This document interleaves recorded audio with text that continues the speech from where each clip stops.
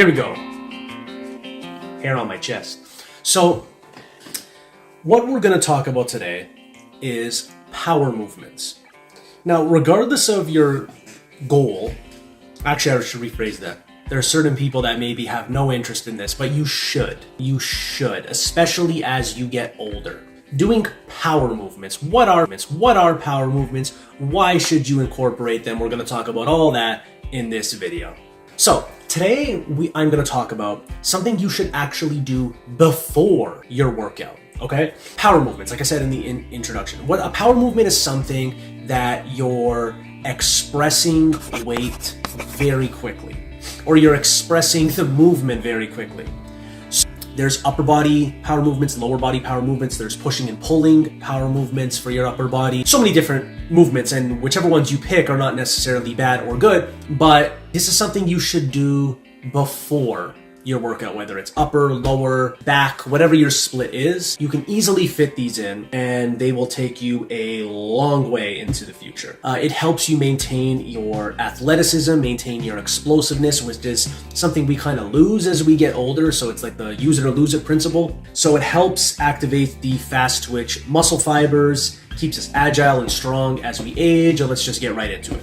So, research shows, and even though I'm not a big science guy, I think it's pretty easy to discern this for yourself, that the fast twitch muscle fibers decline with age. So this affects power and speed, and to counteract this, you need to include explosive exercises that activate these fibers and keep them strong, which boosts your longevity. So I have a list of things that you can do just before your workout. It doesn't have a high energy cost. It doesn't take too much energy out of you, which is what an energy cost is.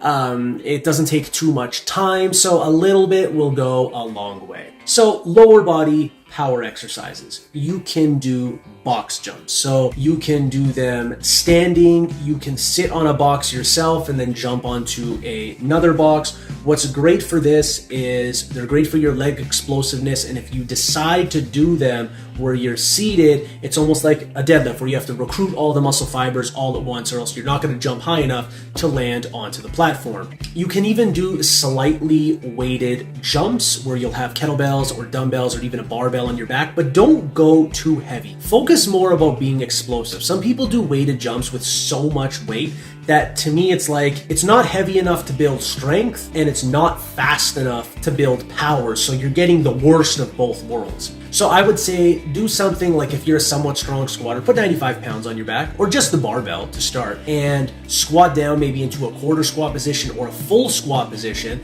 and then jump onto, let's say, a lower box, or just jump into the air as high as you can and repeat the process for like 1, 2, 3, maybe 5 reps. I would completely cap it off at 5 reps. So these types of jumps to a box or to a platform can be really good, and they also help warm you up, get your body thinking fast for whatever it is, a squat, a deadlift, whatever your big lower body workout is of the day. Then there are broad jumps, which is something I've been incorporating quite a bit, where instead of jumping up with all your force, you're jumping forward. It's almost like a 45-degree, it's like a standing long jump, let's put it that way. So they're good for athletes and anyone that wants to improve your jump distance and your power.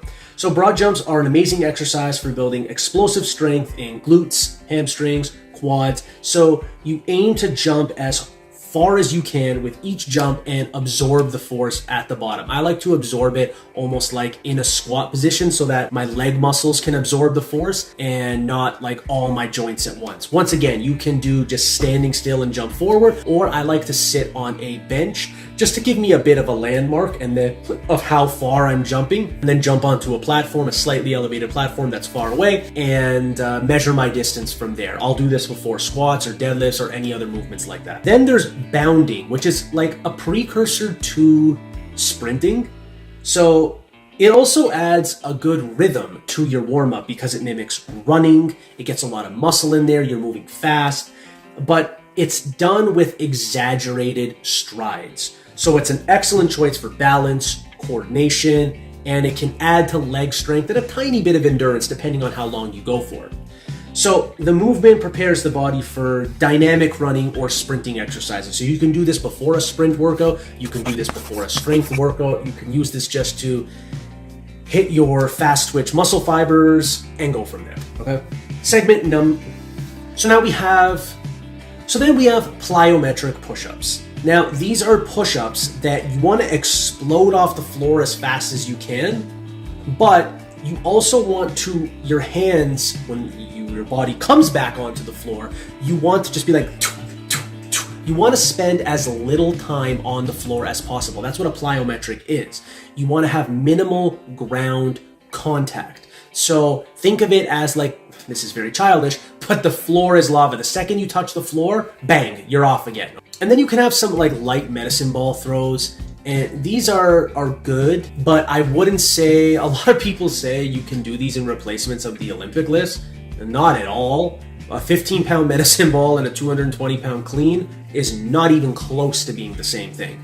So don't put them in the same category. But doing medicine ball throws, like a double chest pass, a 2-arm chest pass like in basketball, you could do 1-arm throws, you can throw them overhead to mimic an actual throw, like how your body would go through a range of motion for like a baseball player, javelin thrower, whatever. And then something if you've been paying attention to my workouts, landmine snatches and cleans. These are more of a full body, but there definitely is an upper body component to it. And you can even do like landmine snatch, clean, and presses. What I like, it's a full body movement.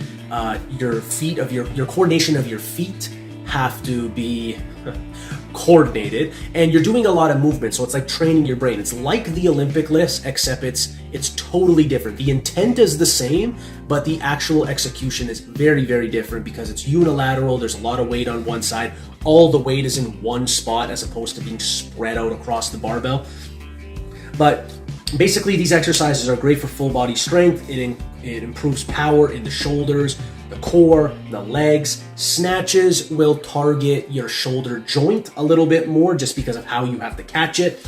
And cleans focus more on, let's say, your upper back, just because you're going to be able to use more weight. And then when you catch it, it's going to have a little bit more lat, core, maybe your explosive hip and leg drive because you're going to be using more weight. So this is like a weighted jump. However, weighted jumps, when people just do them standing there, there's no punishment for not expressing enough force. Where in the landmine cleans and snatches and the traditional cleans and snatches, there is a punishment. And what I mean by that is if you don't produce enough force, the weight will not get from point A to point B. When you just do a jump and there's no target, you don't know if you're expressing enough force. You don't know the consistency. You don't know if you're jumping 24 inches off the floor or 20 inches off the floor. You can't tell. So that's what I like about these exercises, is it forces you to use enough force or else you cannot meet the goal and cannot complete the rep.